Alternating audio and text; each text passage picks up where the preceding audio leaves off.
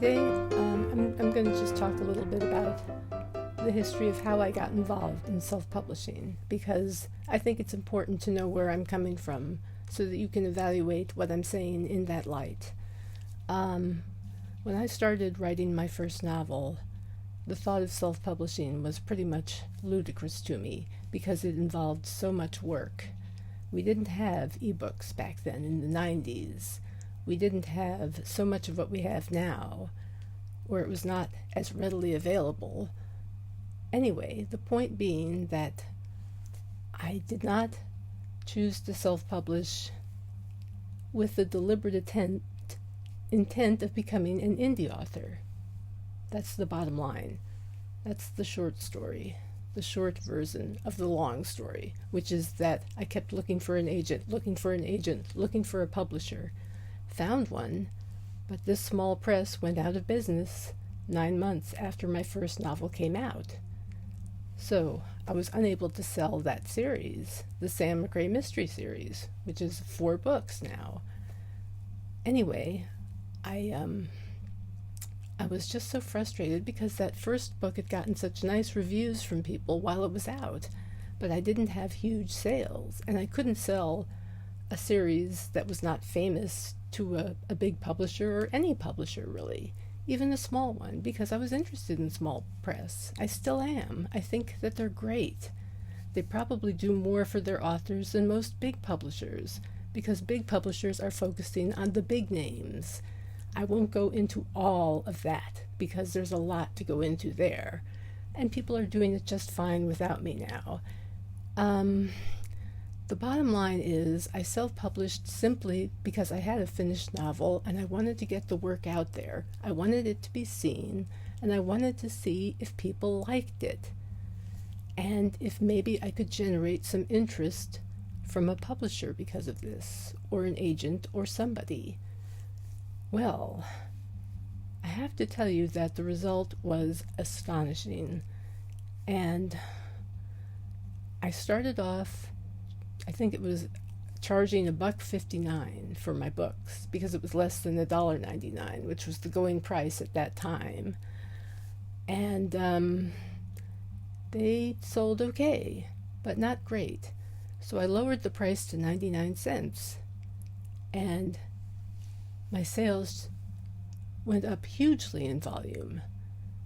And this was back in 2009, 2010.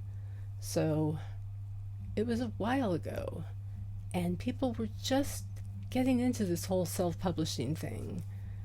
And you had all this flack being given to us by some traditional authors, not all.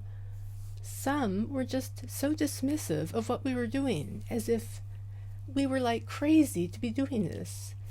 And it's like, no, you don't get it. This is the future, guys. Get used to it. So I kept my prices really low, and sometimes I would experiment and raise them, and I would notice that my sales would drop, and that I was making less at $2.99 with a 70% royalty than I was making at 99 cents with a 35% royalty. So that's what was going on in 2010 and in 2011. Now, somewhere in there, Barnes & Noble came up with Nook. Nook was important to me because it provided yet another way for people to get my books. And it also supported a bookstore, Barnes & Noble, at that time. They have, of course, divested Nook, whatever. There's some kind of thing there. Anyway, the point being that without both Amazon and Nook, and I might add Smashwords, I would never have made the New York Times ebook bestseller list.